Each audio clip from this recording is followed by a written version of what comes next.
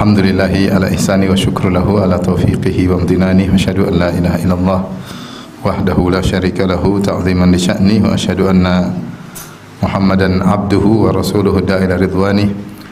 Allahumma salli alaihi wa ala alihi wa ashabihi wa ikhwani. Hadirin hadirat yang dirahmati oleh Allah Subhanahu wa taala, pada kesempatan bahagia ini kita akan membahas tentang amal-amal yang menyebabkan masuk surga ya. Tentunya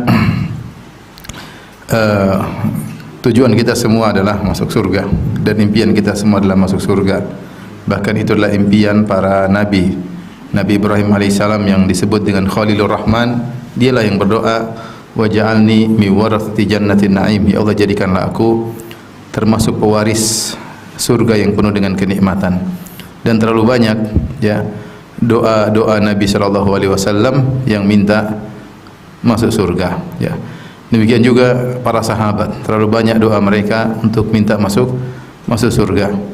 Oleh karenanya masuk surga adalah impian para solehin, bahkan impian para nabi.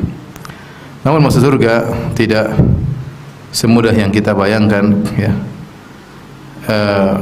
Karena untuk masuk surga kita harus berjuang dan berusaha dengan meninggalkan syahwat dan berhadapan dengan hal-hal yang tidak kita sukai. Dan itulah konsekuensi dari beribadah kepada Allah Subhanahu wa taala. Karenanya Nabi sallallahu alaihi wasallam bersabda, "Huffatil jannatu bil makari wa huffatin nar bisyahawat." Sungguhnya surga itu diliputi dengan perkara-perkara yang dibenci dan neraka itu diliputi dengan perkara-perkara yang menyenangkan. Jadi kalau seorang masuk neraka dia pasti senang-senang, pasti mengikuti keinginan syahwatnya. Tidak mungkin dia masuk neraka tanpa mengikuti keinginan syahwatnya. Dia ikut syahwatnya baru kemudian masuk ke neraka. Adapun orang yang masuk surga dia pasti berlawanan dengan syahwatnya supaya bisa masuk surga ya. Makanya kata Allah Subhanahu wa taala tentang orang-orang yang mengikuti hawa nafsunya, maka dia akan masuk neraka. Kemudian wa amma man khafa maqama rabbih wa nahan nafsa 'anil hawa fa innal jannata hiyal ma'wa. Adapun orang yang takut kepada Allah Subhanahu wa taala, wa nahan nafsa 'anil hawa, kemudian dia menjaga jiwanya dari mengikuti hawa nafsunya, fa innal jannata hiyal ma'wa, maka surga adalah tempat kembalinya. Jadi Allah menyebutkan penghuni surga wa nahan nafsa 'anil hawa, mencegah hawa nafsunya untuk menguasai jiwanya. Nah, kita di dunia ini banyak sekali keinginan hawa nafsu, ingin dengar ini, ingin nonton ini, ingin banyak ya. Maka kalau masuk surga harus perlu perjuangan. Ininya masuk surga bisa ditempuh dengan dua hal, yaitu beramal soleh dan meninggalkan maksiat itu. Beramal soleh dan meninggalkan maksiat. Yang meninggalkan maksiat karena Allah Subhanahu wa taala, maka dia juga masuk surga ya. Seperti contoh Rasulullah SAW menyebutkan tentang 7 golongan yang Allah naungi pada hari kiamat kelak. Di antaranya kata Nabi SAW, rajulun da'atuhum ra'atun dhatu mansibin wa jamalin faqala inni akhafullah. Seorang lelaki yang dirayu oleh seorang wanita yang cantik jelita dan kaya raya, kemudian dia berkata, saya takut kepada Allah Subhanahu wa taala. Ini contoh dia meninggalkan maksiat karena Allah ya. Dia tidak mau berzina karena takut kepada Allah, bukan karena takut AIDS, bukan karena takut HIV, bukan karena takut ketahuan masyarakat, tidak. Nabi dia meninggalkan karena Allah Subhanahu wa taala. Maka meninggalkan maksiat adalah ibadah tersendiri. Seperti Nabi Yusuf alaihissalam yang digoda oleh Zulaikha, maka kemudian dia pun kabur meninggalkan lokasi tersebut, wastabaqal baba, kemudian dia pun segera menuju pintu untuk kabur dari lokasi tersebut, sementara Zulaikha mengejarnya sehingga menarik wa qaddat qamisahu min dubur, kemudian menarik bajunya dari belakang. Nah, ini di antara keistimewaan Nabi Yusuf sehingga Allah jadikan cerita dalam Al-Qur'an yang dibaca oleh kaum muslimin sampai hari kiamat. Di antaranya ketika Nabi sallallahu alaihi wasallam cerita tentang 3 orang yang masuk dalam goa, kemudian akhirnya ketika mereka masuk goa karena berlindung dari hujan, tiba-tiba ada batu yang jatuh menutup pintu goa tersebut. Maka ketika orang tersebut berkata, kita enggak mungkin selamat kecuali kita berdoa kepada Allah dengan menyebut amalan-amalan yang kita lakukan. maka yang satu bertawassul dengan berbaktinya kepada orang tuanya, yang satu bertawassul dengan amanahnya terhadap harta milik kawannya, pekerjanya, dan yang satu bertawassul bagaimana dia meninggalkan maksiat. Dia berkata, sungguhnya saya punya sepupu, dia sangat aku cintai, saya selalu mengejar-ngejarnya dan dia tidak mau. Tidak ada lelaki mencintai seorang wanita seperti cintaku kepadanya. Ini mabuk kepayang pada wanita ini. Suatu hari wanita tersebut punya hutang dan dia pun datang kepadaku minta pinjaman, dan aku berkata, saya kasih pinjaman sama kamu, saya kasih uang sama kamu dengan syarat kau menyerahkan harga dirimu kepadaku. Akhirnya wanita tersebut setuju. Maka saya kasih emas kepada dia yang banyak. Setelah itu dia sudah memasrahkan dirinya. Ketika saya ingin menggaulinya, tiba-tiba dia berkata, ya hada ittaqillah wa la tafuddal khatam illa bihaqqih. Wahai fulan, bertakwalah kepada Allah, jangan kau melakukan itu kecuali dengan cara yang benar. Akhirnya ketika aku mendengar ittaqillah, bertakwa kepada Allah, maka aku pun tinggalkan wanita tersebut dan emas aku berikan kepadanya. Ya Allah, kalau aku mengerjakannya karena engkau, bukalah pintu gua, maka pintu gua terbuka. Intinya saya ingin menyampaikan bahwasanya masuk surga dengan dua cara: beramal saleh dan meninggalkan maksiat karena Allah. Dalam hidup ini kita banyak godaan, kita tertarik ingin melihat sesuatu. Makanya Allah berfirman dalam surat Ar-Rahman, waliman khafa maqama rabbih jannatan. Bagi orang yang takut dengan Allah, bagi dia dapat dua surga. Di antara tafsir para salaf, itu seorang yang terbetik dalam hatinya ingin maksiat, terus dia tinggalkan karena takut. Mungkin dia ingin lihat sesuatu, mungkin dia telepon sesuatu, pingin minum khamar, mungkin berzina, pingin nonton yang tidak benar, tapi dia ingat sama Allah, maka dia pun meninggalkannya karena Allah. Kalau bukan karena Allah, maka bukan amal soleh. Seperti saya katakan tadi, orang meninggalkan zina karena takut AIDS, karena takut HIV, karena takut cemoohan orang, ya, takut ketahuan, takut terlihat oleh CCTV. Ini semua bukan amal saleh. Ini bukan amal saleh. Maka meninggalkan maksiat karena Allah, itulah sebab untuk masuk apa? Surga. Dan di dunia ini banyak sekali celah-celah bagi kita untuk bermaksiat. Jalan-jalan kesesatan sangat banyak, jalan-jalan maksiat sangat banyak. Dan di antara sebab untuk masuk surga adalah amal saleh. Dan terlalu banyak dalil yang menyebutkan bahwasanya amal saleh adalah iman, dan amal saleh adalah sebab masuk surga. Allah berfirman di antaranya, walladzina amanu wa amilus solihati ulaika ashabul jannati hum fiha khalidun. Sungguhnya orang yang beriman dan beramal saleh, mereka itulah penghuni surga. Beriman dan beramal saleh. Ya, kata Allah Subhanahu wa taala, wa may ya'mal minas solihati min dzakarin aw untha wa huwa mu'min fa ulaika yadkhulul jannata wa la yudlamuna naqira. Siapa yang beramal saleh, ya, baik dari kalangan lelaki maupun wanita, dan dia beriman, maka itulah para penghuni surga. Kata Allah Subhanahu wa taala, udkhulul jannata bima kuntum ta'malun. Masuklah surga dengan amal yang kalian lakukan. Ya. Tilkal jannatu allati uristumuha. Tilkal jannatu uristumuha bima kuntum ta'malun. Inilah surga yang kalian warisi, ya, karena amal yang kalian kerjakan. Maka masuk surga bukanlah bitamanni wala tahalli, bukan berangan-angan ya masuk surga, enggak usah beramal masuk surga, ini tidak bisa, ya. Aturannya ada. Kalau ingin masuk surga, beramal saleh karena Allah, meninggalkan maksiat karena Allah Subhanahu wa taala. Tidak seperti perkataan orang Yahudi Nasara.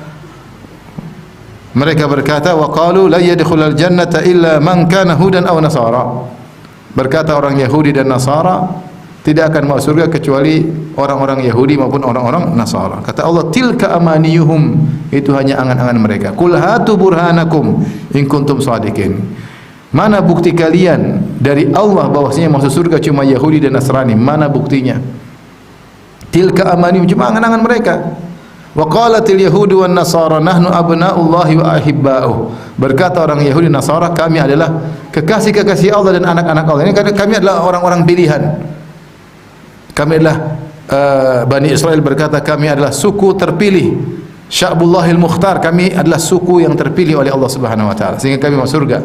Kalaupun masuk neraka, kata mereka Subhanahu wa taala, ya, wa qalu lan tamassana an-nar illa ayyaman ma'dudat. Kami tidak akan masuk neraka kecuali beberapa hari doang, kata mereka. Kalaupun masuk neraka, asalnya kami pasti masuk apa? Surga. Ini angan-angan, ini angan-angan. Islam tidak demikian. Islam adalah agama yang realistis. Masuk surga harus beramal. Ya. Tidak juga seperti agama Nasara, masuk surga beriman kepada Isa sebagai Tuhan, juru selamat, selesai. Dosa ditanggung, enggak ada. Islam enggak begitu. Islam enggak begitu. Ya. Logika mereka ada dosa warisan dari Nabi Adam yang makan buah, kemudian dosa diwariskan kepada seluruh anak Adam, dan dosa tersebut tidak bisa ditebus oleh nabi-nabi yang lain kecuali ditebus oleh anak Tuhan, yaitu Isa bin Maryam. Nah, siapa yang beriman Isa sebagai juru selamat masuk surga? Begitu mudah masuk surga apa? Tidak begitu juga ya. Kalau kita lihat bagaimana para anbiya, para nabi-nabi sebelumnya, bagaimana perjuangan mereka, mereka masuk surga juga dengan perjuangan. Innahum kanu yusari'una fil khairati wa yad'unana raghaban wa rahaban wa kanu lana khashi'in. Ketika Allah menyebut tentang para nabi, kata Allah Subhanahu wa taala, innahum kanu yusari'una fil khairat. Para nabi mereka itu berlomba-lomba dalam kebaikan, cepat dalam melakukan kebaikan. Wa yad'unana raghaban wa rahaban, dan mereka berdoa kepada kami dengan rasa takut dan berharap.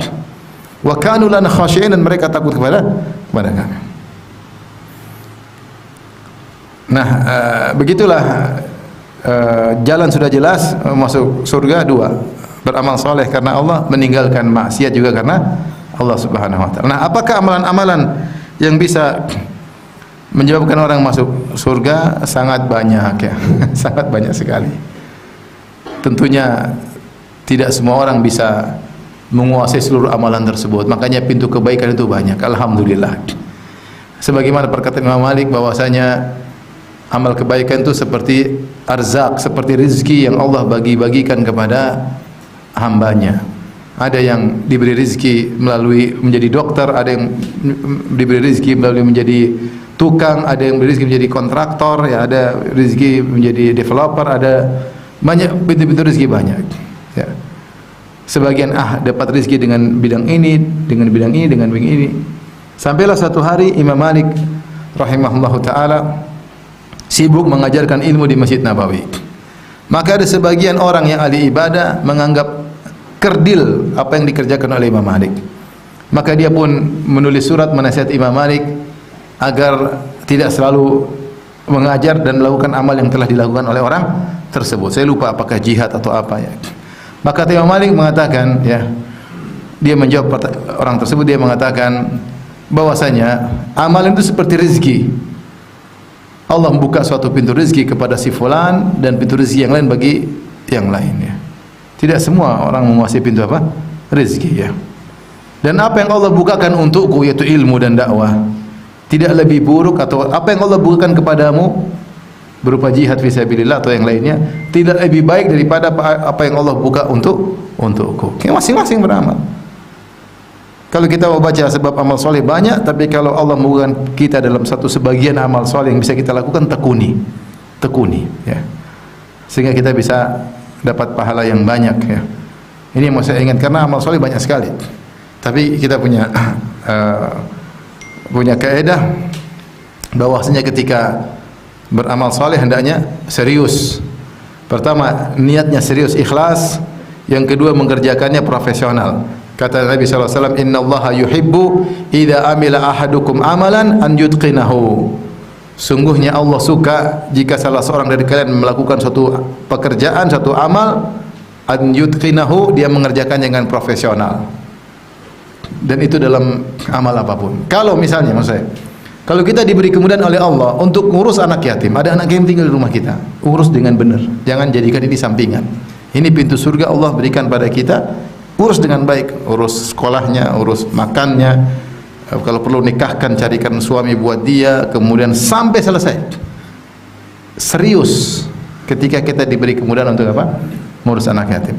Kalau kita alhamdulillah di masa sudah besar gini mendapati orang tua kita, urus orang tua dengan benar. Al-walid awsatu abwabil jannah, bahwasanya orang tua adalah pintu surga paling tengah, itu paling mudah untuk ditempuh. Silakan jaga pintu tersebut, atau sia-siakan pintu tersebut. Nah, kalau ada orang tua serius berbakti sama orang tua, jangan tanggung-tanggung, maksud saya. Sama orang tua serius, ya. Demikian kalau seorang berdakwah serius, dakwah serius, jangan main-main, serius. Belajar serius, dakwah serius. Apa pintu amal soleh yang Allah bukan bagi kita, serius sih. Kalau Allah berikan kita kelapangan harta dan kita mulai bersedekah, sedekah yang serius. Cari amal jariah, sedekah, pilih yang pas untuk kita sedekahkan. Serius dalam amal soleh yang Allah bukakan bagi kita. Karena kita tidak memiliki kemampuan untuk beramal banyak amal soleh. Kita bukan seperti Abu Bakar yang amal solehnya banyak sekali. Ketika Rasulullah SAW berkata kepada para sahabat, ayyukum, siapa di antara kalian, man asbaha minkum shaiman, siapa di antara kalian yang puasa hari ini? Kata Abu Bakar, ana ya Rasulullah. Ya. Man ada minkum al-yawma maridan, siapa yang hari ini menjenguk orang sakit? Kata Abu Bakar, saya Rasulullah.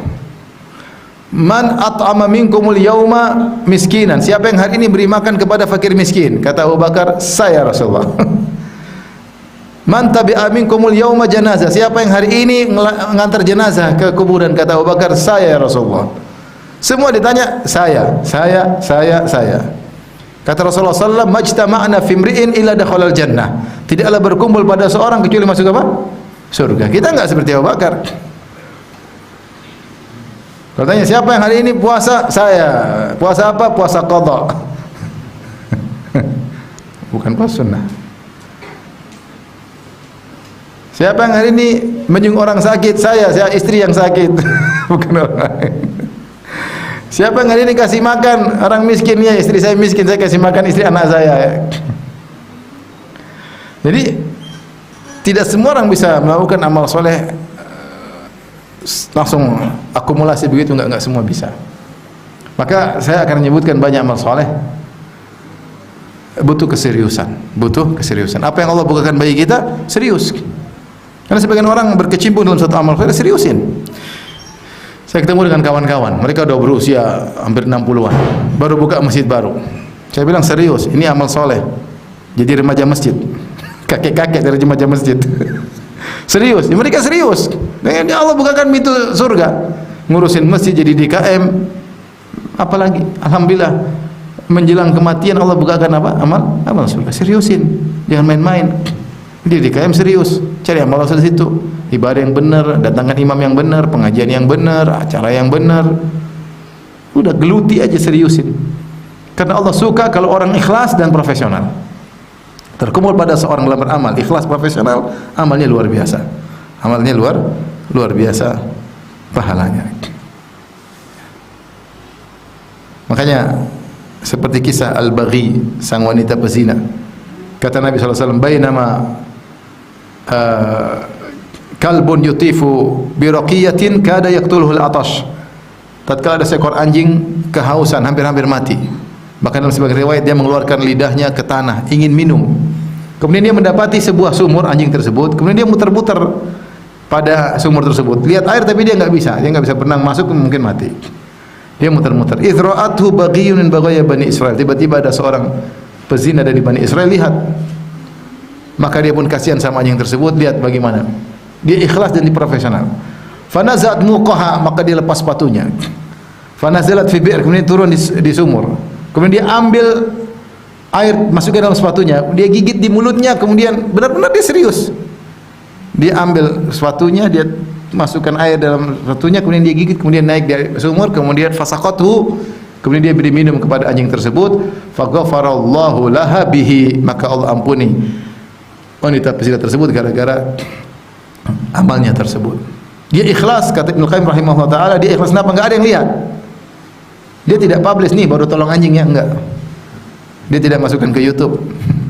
Tidak masukkan ke Facebook, dia ikhlas. Dia tidak. Terus apa yang mau diharapkan dari anjing tersebut? Anjing tersebut kalau dibantu enggak mungkin bilang jazakallah khairan. Enggak. Dia bilang syukran, habibi, syukran, enggak. Enggak ada yang diharapkan anjing tersebut. Tapi dia profesional, benar-benar dia serius nolong anjing tersebut. Maksudnya kalau kita sudah kecemplung ke suatu amal soleh, seriusin. Dan orang seriusin. Kata orang kalau sudah berbuat baik, sempurnakan. Ya, kalau kau sudah mulai kebaikan, kamil, sempurnakan kebaikan tersebut. Jangan tanggung-tanggung. Jangan tanggung-tanggung. Ini tanggung-tanggung itu repot. Jadi dampaknya tidak begitu kelihatan. Ya. Serius ya. Dalam beramal soleh. Taib. Saya sebutkan amal-amal saleh yang mudahkan seorang masuk surga. Di antara yang pertama adalah tentunya bertauhid kepada Allah Subhanahu wa taala. Ini amal hati. Amal hati, hukum asalnya amal hati, seorang bertauhid. Kata Nabi sallallahu alaihi wasallam, "Man mata la yusyrik billahi syai'a dakhala al-jannah." Siapa yang meninggal tidak berbuat syirik sama sekali masuk surga. Wa man mata la yusyriku billahi syai'a dakhala al-jannah. Siapa yang meninggal tidak berbuat syirik sama sekali kepada Allah Subhanahu wa taala masuk surga. Wa man mata yusyriku billahi syai'an dakhala an-nar. Siapa yang meninggal berbuat syirik masuk neraka. Ya, masuk. Jadi orang kalau bertauhid tidak berbuat syirik sama sekali, ini amal soleh yang sangat agung. Karena ini tujuan ibadah, kita diciptakan tujuannya ini. Wa ma khalaqtul jinna wal insa illa liya'budun. Tidaklah aku menciptakan jin dan manusia kecuali hanya untuk beribadah kepadaku. Illa yuwahhidun, kecuali untuk mentauhidkan aku. Kalau kita bisa mewujudkan tujuan kita diciptakan oleh Allah dalam hidup ini, tidak berbuat syirik sama sekali, hanya beribadah kepada Allah, kita telah melakukan satu amal yang agung. Kata Nabi sallallahu alaihi wasallam kepada Mu'adz bin Jabal, "Wa haqqul ibad 'ala Allah." Hak hamba terhadap Allah, Allah yu'adziba ma la yusyriku billahi syai'a. Allah tidak akan mengadab orang yang tidak berbuat syirik sama sekali. Rasulullah SAW bersabda dalam hadis qudsi, ya, bahwasanya ya ibadi, law anna ahadakum, kalau salah seorang dari kalian, law ataitani, wahai hambaku, lau ataitani bi qurabil ardi khataya, kau datang kepada aku dengan membawa dosa sepenuh bumi. Tsumma laqitani la tusyrik billahi syai'a. Kemudian kau bertemu dengan aku, itu meninggal dalam kondisi tidak berbuat syirik sama sekali. La ataituka bi qurabiha maghfirah, maka aku menemui engkau dengan ampunan juga sebesar bumi ini.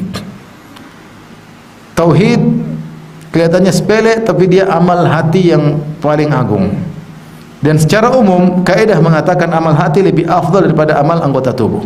Secara umum, amal hati lebih afdal daripada anggota tubuh. Maka dalam hidup ini kita selalu memperbaiki tauhid kita, dan kita akan mendapati cobaan-cobaan dalam kehidupan kita untuk mengasah keikhlasan kita, untuk mengasah tawakal kita.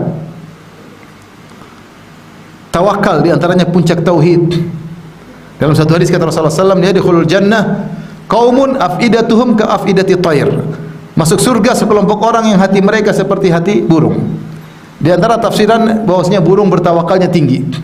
Burung sangat bertawakal kepada Allah Subhanahu wa taala. Sebagaimana sabda Nabi sallallahu alaihi wasallam, "Lau annakum tatawakkaluna haqqa tawakkulih la razaqakum kama yarzuqut thair." Kalau kalian bertawakal kepada Allah dengan tawakal yang benar, Allah akan mudahkan harta rezeki bagi kalian sebagaimana Allah beri rezeki pada burung. Nah, burung tawakalnya benar. Hatinya selalu bersandar kepada Allah. Dia pasrah dengan kemampuan yang sederhana. Di pagi hari dia berangkat mencari nafkah, dan dia Allah kasih dengan keterbatasan instingnya, keterbatasan akalnya, keterbatasan nalarnya, nalurinya, tapi dia dapat rezeki. Nah, ini dalam keseharian kita menghadapi berbagai macam ujian hidup, problematika kehidupan, kita dilatih untuk mengasah tauhid kita. Bahwasanya segala urusan serahkan kepada Allah. Saya beribadah hanya kepada Allah. Saya tidak mencari pujian manusia. Saya tidak mencari pengakuan manusia. Latih diri kita. Bahwasanya pujian dan pengakuan manusia tidak ada manfaatnya bagi saya di akhirat saya. Enggak ada manfaat saya dalam kuburan orang puji-puji, enggak ada manfaatnya. Maka jangan cari pujian. Dalam hidup ini terlatih untuk senantiasa bertawakal kepada Allah Subhanahu wa taala.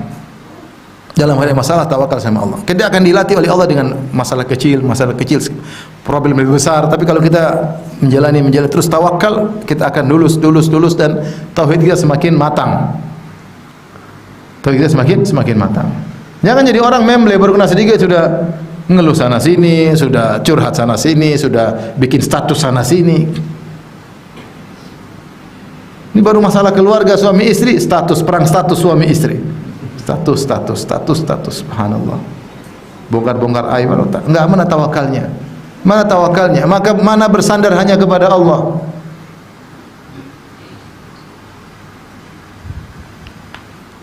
Nah, ini amal soleh kelihatannya sepele tapi luar biasa. Maksudnya dalam kehidupan ini kita mantapkan tauhid kita. Caranya bagaimana mantap tauhid? Belajar kitab tauhid, belajar bab satu demi satu sehingga kita ada ilmunya. ternyata ada celah-celah kesyirikan yang terkadang tidak kita sadari, celah-celah tawakal yang keliru yang tidak kita sadari, ya. Bertawakal kepada sebab, bersandar kepada bos misalnya. Intinya ini semua perlu kita pelajari sehingga tauhid kita menjadi mantap, tidak berbuat syirik sama sekali, syirik besar maupun syirik kecil. Hati kita semakin ikhlas kepada Allah Subhanahu wa taala. Siapa yang mencapai derajat ini, maka dia telah melakukan amal soleh yang sangat-sangat luar biasa. Oleh karenanya Umar bin Khattab radhiyallahu anhu berdoa, Allahumma ja'al amali kullahu salihan. Ya Allah, jadikanlah amalku seluruhnya saleh. Ya. Jadikan amalku seluruhnya apa? Saleh. Wa ja'alhu liwajhika khalisan, dan jadikanlah amalku seluruhnya untuk mencari wajahmu, tidak mencari pengakuan seorang pun. Wala taj'al li ahadin fihi syai'a, dan jangan sampai ada satu amal solehku yang saya ingin mencari pengakuan orang seorang pun. Sedikit saya enggak mau. Itu doa Umar bin Khattab radhiyallahu anhu agar Allah menjadikan beliau ikhlas dalam amal ibadah beliau. Ini salah satu amalan yang luar biasa, ya. Di antara amal yang mudah memasukkan surga juga amal hati, yang utama amal hati adalah sabar. Sabar. Allah mengatakan dalam Al-Quran bagaimana sabar sebab masuk surga. Dalam beberapa ayat kata Allah, wa jazahum bima sabaru jannatan wa harira. Allah balas kebaikan mereka karena kesabaran mereka, jannatan wa harira, surga dan kain sutra. Kenapa? Bima sabaru, karena kesabaran mereka.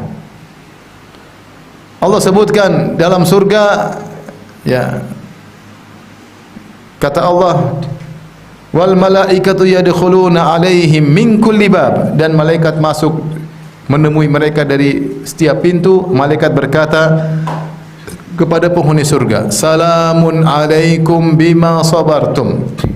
Keselamatan bagi kalian masuk surga karena kesabaran kalian. Sabar. Ini amal hati asalnya luar biasa. Ya. Ternyata sebab utama masuk surga. Rasulullah, Allah Subhanahu wa taala dalam surat di akhir surat Al-Furqan ketika Allah menyebutkan tentang sifat ibadur Rahman. Ibadur Rahman sifatnya begini. Di akhir ayat Allah mengatakan, ya, ulaika yujzaunal ghurfata bima sabaru. Mereka itulah orang-orang yang mendapatkan surga karena kesabaran mereka. Hidup ini banyak hal yang tidak sesuai dengan keinginan kita.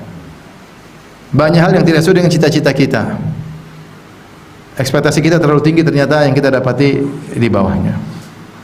Ya, kecewa dengan tetangga, kecewa dengan bos, kecewa dengan keluarga, kecewa dengan teman, kecewa dengan istri, kecewa dengan suami. Menikah dengan seorang, saya sangka kamu malaikat, ternyata setengah iblis. Casingnya aja bagus, ternyata setelah menjalani kehidupan setengah malaikat, setengah iblis, ya. Tidak sesuai dengan ekspektasi. Hidup kita tahu dunia ini darul bala, darul ibtila, tempat ujian. Mau cari nyaman enggak ada. Memang ada orang nyaman seluruh, enggak ada. Siapapun pasti enggak nyaman. Mau dia raja, mau dia presiden, mau dia jenderal bintang 7, mau dia enggak ada. Pasti gelisah, ya.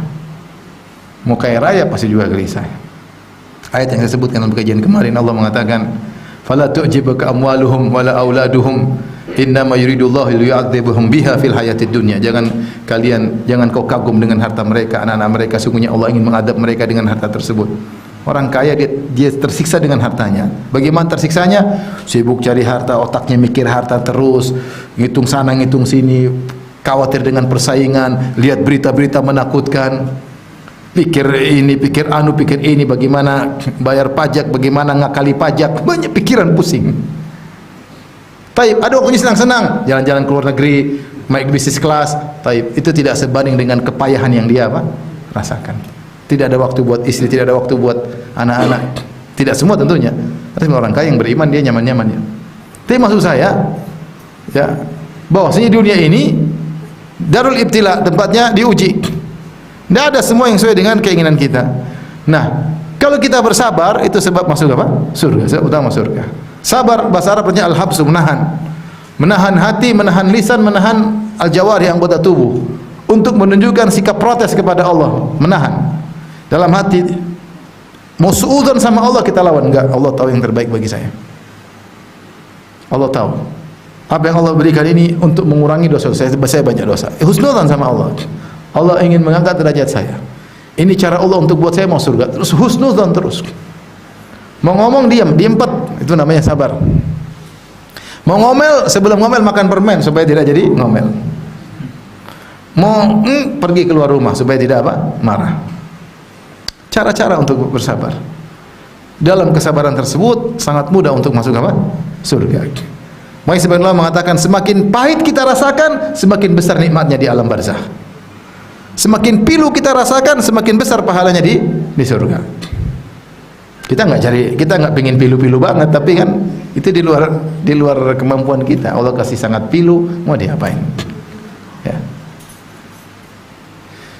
Ini contoh amal hati, tapi sangat mudah memasukkan apa? Surga. Saya punya pengajian khusus judulnya sabar adalah cara tercepat masuk apa?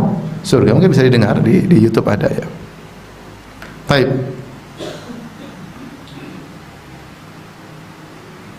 Di sana ada amalan-amalan yang mudah, yang juga Rasulullah janjikan surga. Tinggal kita mengimani hal tersebut. Amalan mudah.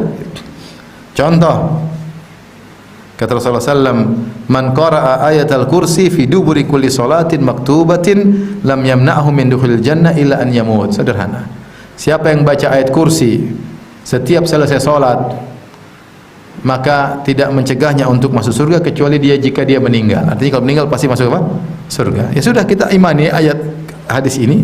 Setiap habis salat jangan lupa baca ayat kursi. Di antara zikir setelah salat baca ayatul kursi. Allahu la ilaha illa huwal hayyul qayyum la ta'khudhuhu sinatun. Tapi baca dengan kualitas, dengan dihayati maknanya. Dengan dihayati apa? Maknanya. Ya. Ini tidak mencegah dia untuk masuk surga kecuali tinggal mati. Kalau begitu mati, meninggal dunia, maka masuk surga.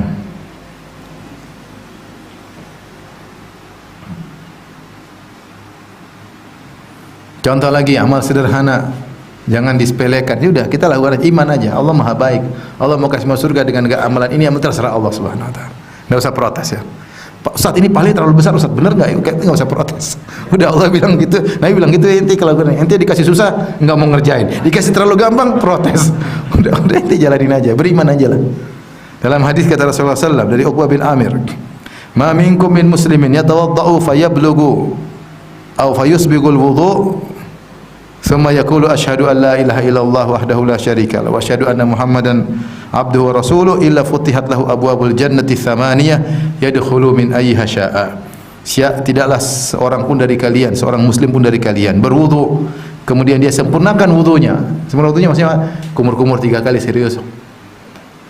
3 kali. Wajah serius 3 kali, ya. Semua rata, tidak berlebihan tapi serius. Tangan dia wudu benar 3 kali, tangan kanan, tangan kiri. Kepala dia sekali seperti sunnah Nabi sallallahu alaihi wasallam. Kemudian dia basuh kaki kanan 3 kali, basuh kiri 3 kali.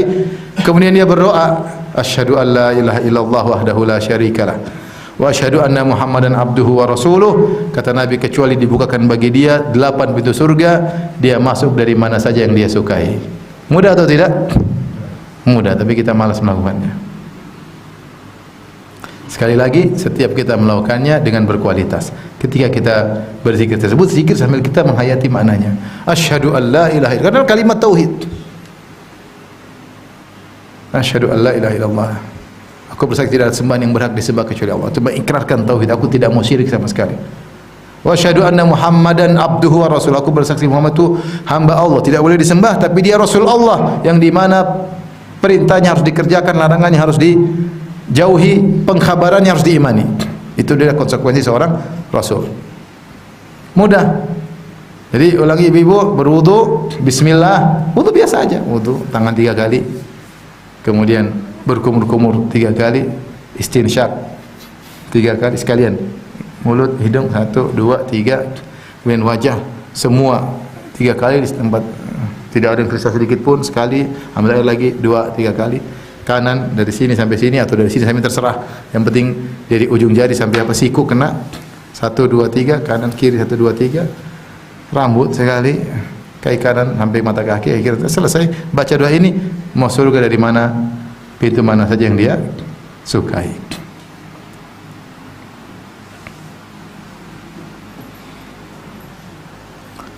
Ada lagi amalan mudah, Sayyidul Istighfar. Sayyidul Istighfar. Insyaallah Bapak Ibu sudah pada hafal. Ini doa pagi petang. Dari Syaddad bin Aus dari Nabi sallallahu alaihi wasallam berkata, Sayyidul Istighfar, pimpinan doa-doa istighfar. Ini istighfar yang terbaik. An yaqul, seorang berkata, Allahumma anta rabbi la ilaha illa anta. Ya Allah, sungguhnya Engkau Rabbku, tidak ada yang berhak disembah kecuali Engkau. Khalaqtani wa ana abduk. Engkau telah menciptakan aku dan aku adalah hambamu. Wa ana ala hadika wa adika mastata'tu. Aku di atas janjiku dan kepadamu untuk bertakwa semampuku. A'udzubika min syarri ma sana'tu. Aku berlindung dari keburukan akibat dosa yang aku lakukan. Abu'u laka bi ni'matika alayya. Aku mengakui seluruh nikmat yang aku rasakan adalah darimu. Wa abu'u laka bi dzambi, dan aku mengakui ada dosa-dosa yang aku pikul yang belum bisa aku tinggalkan. Faghfirli fa innahu la yaghfiru dzunuba illa ant. Ampunilah aku, sungguhnya tidak ada yang bisa mengampuni kecuali Engkau. Ini Sayyidul Istighfar. Rasulullah mengomentari setelah itu. Man qalaha minan nahar mukhinan biha famata min yaumihi qabla an yumsi fahuwa min ahlil jannah. Siapa yang mengucapkannya di siang hari, mau pagi, mau jam 10, mau jam 11, dia ucapkan dengan penuh keyakinan, kemudian dia meninggal pada siang hari tersebut sebelum sore hari, fahuwa min ahlil jannah, maka dia masuk surga, dia penghuni surga. Wa man qalaha minal lail wa huwa muqinun biha. Siapa yang mengucapkan di malam hari, habis maghrib kita baca ini, atau habis isya kita baca Sayyidul Istighfar, kemudian dia meninggal qabla an yusbih, dia meninggal sebelum terbit fajar, fahuwa min ahlil jannah, maka dia termasuk penghuni surga. Hadis riwayat Bukhari. Mudah, tinggal dihafal, tapi semua ini zikir butuh kualitas ketika mengucapkannya, ya, butuh kualitas ketika mengucapkannya. Banyak orang berzikir tapi kualitasnya berbeda.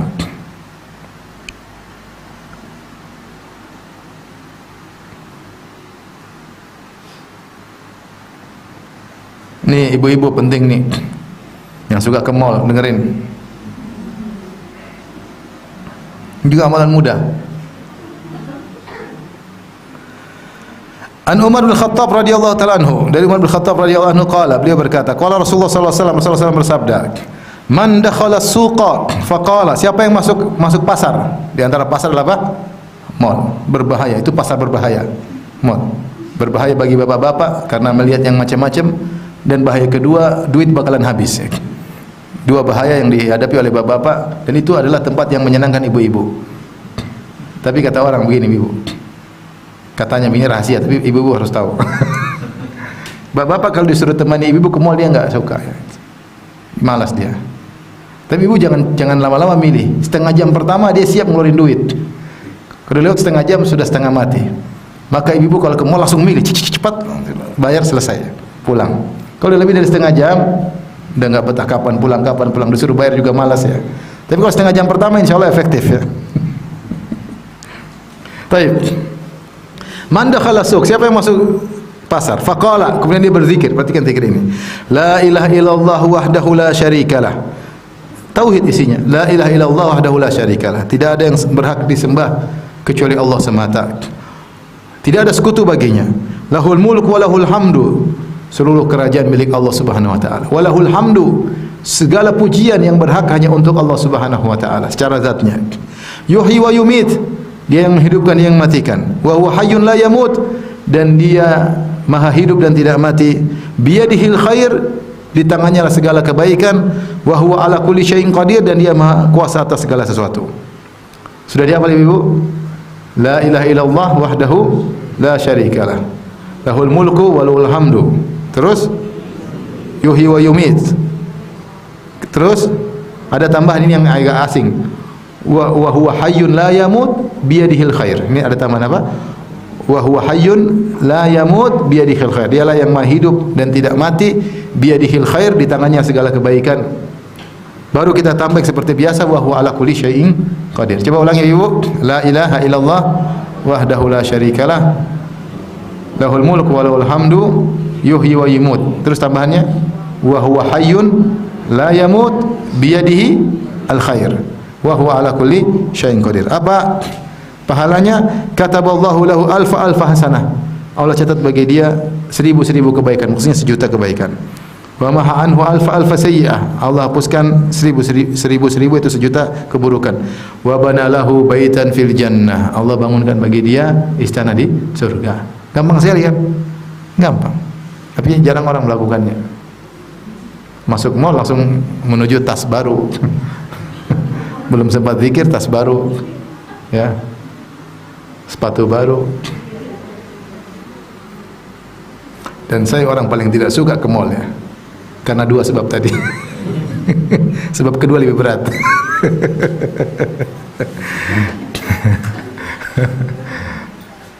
Makanya kata orang, kalau ibu-ibu pusing, obatnya mudah, tinggal ke mall, pusingnya hilang, pusingnya pindah ke bapaknya.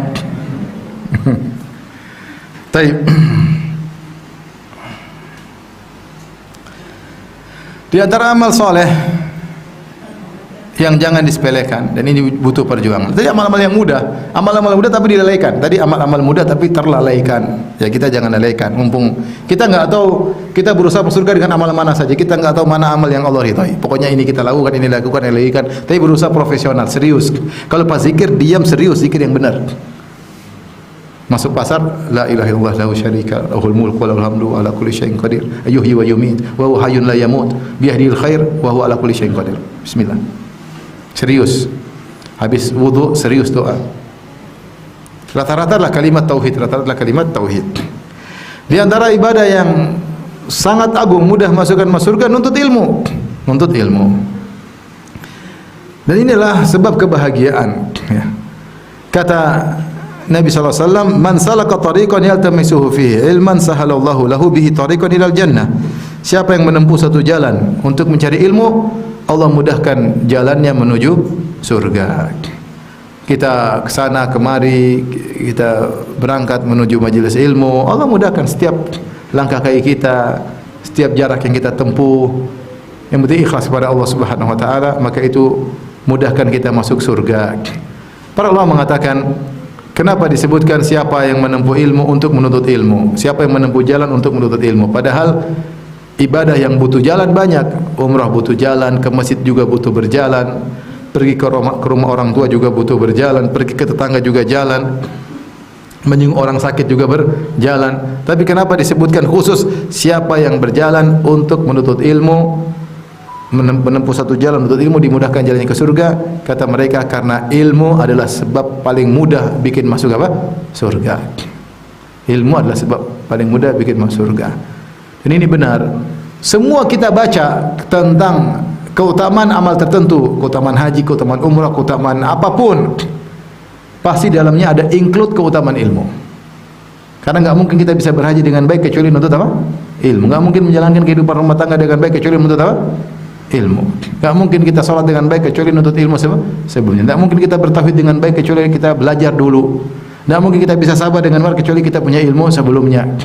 Dan semuanya, tidak mungkin kita berdagang dengan benar kecuali kita punya ilmu tentang perdagangan. Sehingga semua keutamaan ibadah yang Allah sebutkan atau Nabi sebutkan dalam segala ibadah apapun, ada include di situ tentang keutamaan apa? Ilmu. Dari sini kita jangan sepelekan nuntut ilmu. Tapi saya nasihatkan kepada kawan-kawan, nuntut ilmu teratur, nuntut ilmu teratur. Sehingga seperti kita sekolah ada kurikulumnya. Artinya kita ngaji itu kita ada rasa perbedaan, tahun depan ada perbedaan, saya lebih tambah ilmu, saya lebih mengerti karena ngaji kita runut, kitab ini, sesekali kita tematik untuk menyemangati, tapi kita ngaji yang runut ya. Sehingga kalau kita 5 tahun sudah rasa banyak ilmu yang kita miliki, kita tahu tentang zakat, tahu tentang ini, agar ilmu kita runut. Dan kita niatkan ketika menuntut ilmu untuk kita amalkan, bukan sekedar wawasan saja. Waktu sudah habis. Kita carikan amal yang susah ya, sebentar. Buat ibu-ibu sebentar ya.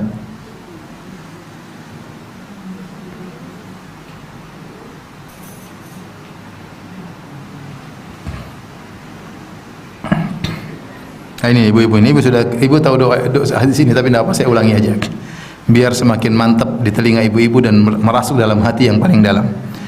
Dari Abu Hurairah radhiyallahu anhu qala Rasulullah sallam, idza shallatil mar'atu khamsaha, seorang wanita salat 5 waktu, wa shamat syahraha, puasa bulan Ramadan, wa hasanat farjaha, menjaga kemaluannya, wa ata'at ba'laha, taat sama suaminya, qila laha, dikatakan kepadanya, udkhilil jannata min ayyi abwabil jannati syi'ti, masuk surga dari pintu mana saja yang ibu sukai. Mudah kan ibu-ibu? Mudah atau tidak? Salat 5 waktu, ibu alhamdulillah. Puasa bulan Ramadan, alhamdulillah. Jaga kemaluan, alhamdulillah. Yang satu yang susah, taat sama suami. Ini yang berat, Ustaz. Taat sama suami. Potensi untuk tidak taat sangat besar. Apalagi zaman sekarang. Terlalu banyak setan ingin wanita tidak taat kepada suami. Kenapa? Karena setan tahu di antara sebab utama masukkan wanita dalam neraka jahanam adalah tidak taat sama suami, tidak bersyukur, suka mengeluh, banyak menuntut. Ini menyebabkan wanita banyak masuk neraka jahanam. Nah, kalau ibu-ibu tahu statusnya sebagai ibu rumah tangga, ada aturannya. Taat sama suami.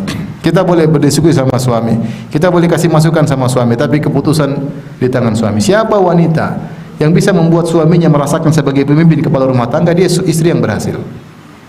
Tapi kalau dia membuat suaminya tidak nyaman, suaminya merasa bukan kepala rumah tangga, ya, suaminya merasa seperti kambing congek, ya, atau kucing yang di maka ibu tersebut tidak berhasil menjadi istri yang salehah.